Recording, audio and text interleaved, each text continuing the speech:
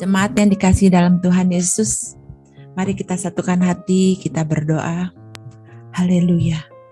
Tuhan Yesus, kami bersyukur untuk kebaikan-Mu di dalam sepanjang hari ini, di dalam kehidupan kami. Biarlah saatnya kami akan mendengarkan firman-Mu. Biarlah firman ini menjadi pembekalan dalam setiap kehidupan kami sepanjang hari, sehingga kami tahu dipimpin oleh Engkau, penyertaan-Mu dalam setiap kehidupan kami. Hanya di dalam nama Yesus, haleluya, amin.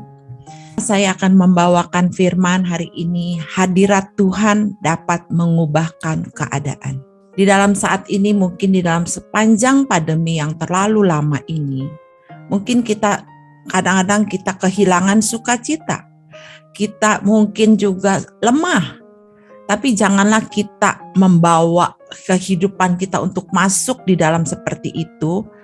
Saya membiasakan, kalau saya kehilangan sukacita, mungkin menjadi lemah di dalam iman, saya membiasakan dengan memuji menyembah Tuhan, tetapi bukan dengan hanya memuji menyembah, tapi membawa pujian ini masuk di dalam hadirat Tuhan dengan pujian yang sungguh-sungguh, sehingga kita mendapat lawatan Tuhan. Sehingga waktu mendapat lawatan Tuhan itu, kita akan sukacita kita yang hilang akan kembali. Karena ada sesuatu yang kita menarik hadirat Tuhan di dalam kehidupan saudara dan saya. Saya mengalami seperti itu. Jadinya kalau saat lemah, kita yang tahu sendiri. Saat kita mungkin kehilangan sukacita, kita pun yang tahu sendiri. Jadi kita yang harus membangun itu dengan hubungan yang erat dengan Tuhan. Sehingga kita menarik hadirat Tuhan di dalam kehidupan kita. Jadinya tadi yang saya katakan, saya membawa hadirat Tuhan dapat mengubahkan keadaan. Apa yang dapat diubahkan saat ada hadirat Tuhan? Paling tidak ada dua hal yang akan saya sampaikan. Pertama, hati. Di mana Amsal 4:23 mengatakan, jagalah hatimu dengan segala kewaspadaan, karena dari situlah terpancar kehidupan. Saudara yang dikasih dalam Tuhan Yesus, kita diingatkan di sini, jagalah hatimu. Berarti hati ini adalah sumber dari mata air. Namanya kalau sumber mata air ini kotor, pasti airnya pun akan menjadi kotor. Maka kita diingatkan, jaga hati kita. Jaga, harus dijaga. Jangan kita menyimpan kekecewaan. Jangan kita merasa, oh saya sudah tidak dipakai, saya sudah tidak dihargai. Sehingga hati ini ada kata-kata, aku sudah tidak. Itu tidak boleh di dalam hati kita terpaut kata-kata seperti itu. Sehingga kita kecewa itu terus meluap. Akhirnya hati ini menjadi kotor. Makanya dikatakan sampah itu harus dibuang. Sehingga hati ini dibersihkan oleh apa dibersihkannya? Oleh terus hati ini harus ada yang namanya firman yang melekat di dalam hati kita. Ada yang namanya persekutuan dengan Tuhan. Jangan sampai kita ada kata-kata dalam hati, aku sudah tidak diperlukan di gereja ini, aku sudah tidak diperlukan dan aku sudah tidak dianggap, aku sudah tidak dibutuhkan. Jangan sampai ada kata-kata yang keluar dari hati kita yang terdalam. Orang tidak tahu, teman yang hanya kita ketahui diri kita sendiri. Jangan ada kata-kata yang seperti itu yang keluar di hati kita, yang disimpan di dalam hati, aku sudah tidak. Ingat kata-kata itu jangan sampai ada dalam hati kita. Sehingga kita memiliki, kalau kita tidak sudah keluar dari kata-kata, tidak ada kata-kata itu dalam hati saya, saudara, yang kita harus miliki adalah hati yang selalu bersyukur. Bersyukur Tuhan sudah memberikan saya di dalam suatu pelayanan. Bersyukur kalau saya ini sehat. Dan juga kita harus mempunyai hati yang selalu merindukan Tuhan. Tuhan, aku rindu Tuhan. Apa yang harus aku lakukan buat Engkau? Dan juga kita harus memikirkan apa yang harus aku lakukan Tuhan untuk kebaikan, melakukan suatu kebaikan kepada sesamaku. Apa yang harus aku lakukan untuk kepada umatmu, apa yang harus saya lakukan kepada gerejamu. Jadi kita harus memiliki hati yang selalu yang giat juga melayani Tuhan. Jangan dalam hati ini, bahaya kalau sampai hati kita tidak terkontrol, karena akan timbul pikiran-pikiran yang jahat, akan menimbulkan pikiran-pikiran yang egois, hanya mementingkan diri sendiri, hanya taunya fokus kepada saya. Padahal hati ini adalah cerminan Allah dalam kehidupan saudara dan saya. Makanya dikatakan di Matius 15 ayat 18 dan 19 mengatakan seperti ini. Tetapi apa yang keluar dari mulut berasal dari hati. Itulah yang menajiskan orang. 19, karena dari hati timbul segala pikiran jahat. Yang tadi saya katakan akan timbul pikiran yang jahat kalau hati ini tidak terkontrol. Pembunuhan, perzinahan, percabulan, pencurian, sumpah palsu, dan hujat. Nah, sehingga kalau kita tidak terkontrol hati kita, maka akan keluar kata-kata hujatan. Yang tadi saya katakan, saya tidak dibutuhkan, saya tidak dianggap, saya sudah tidak dihargai.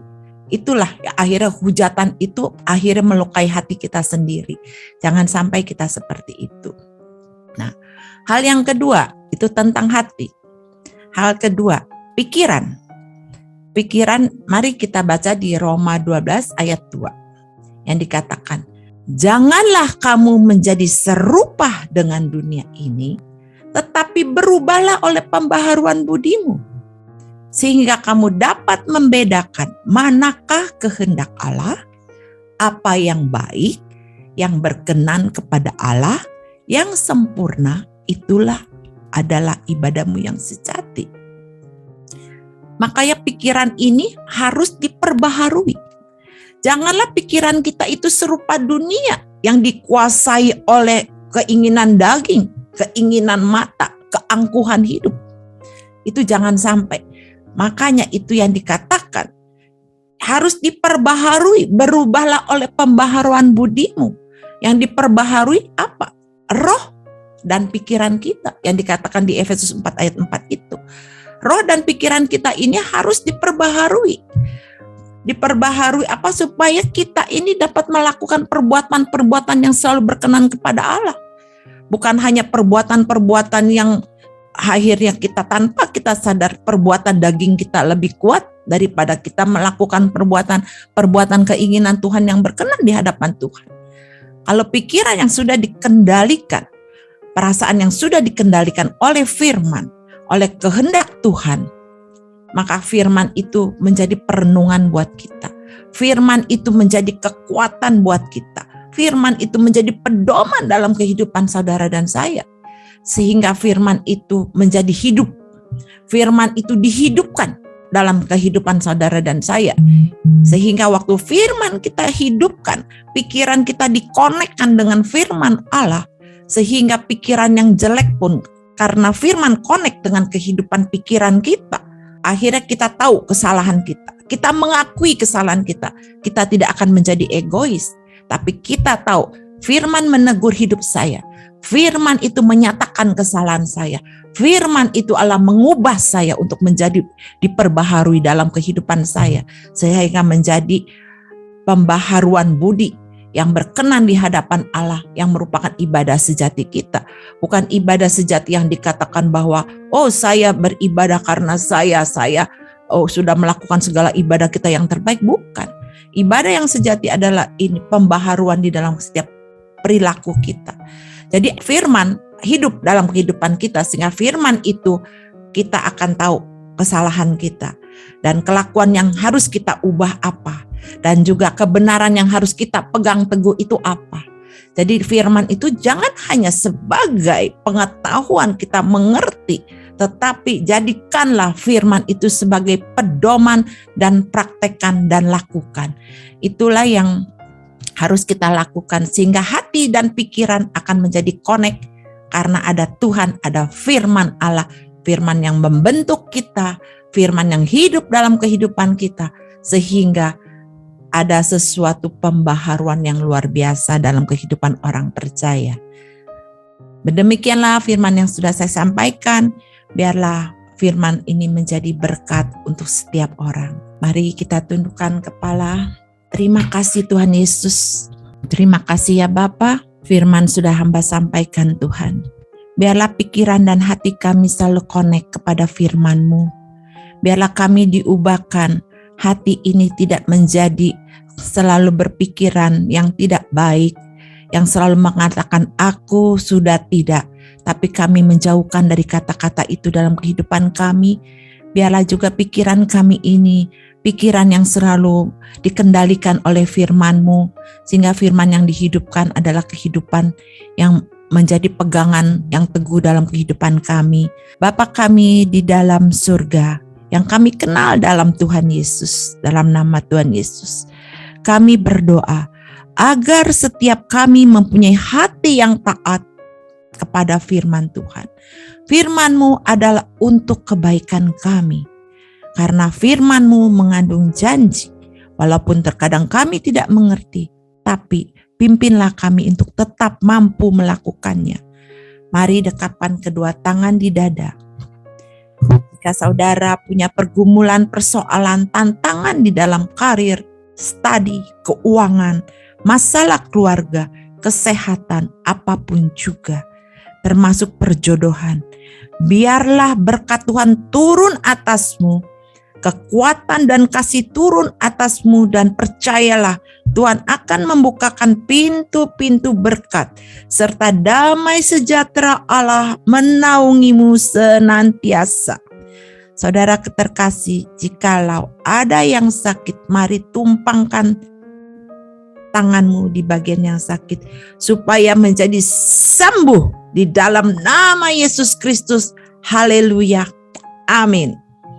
Jika saudara masih membutuhkan pelayanan doa dan konseling, silakan menghubungi nomor di bawah ini. Tuhan Yesus memberkati.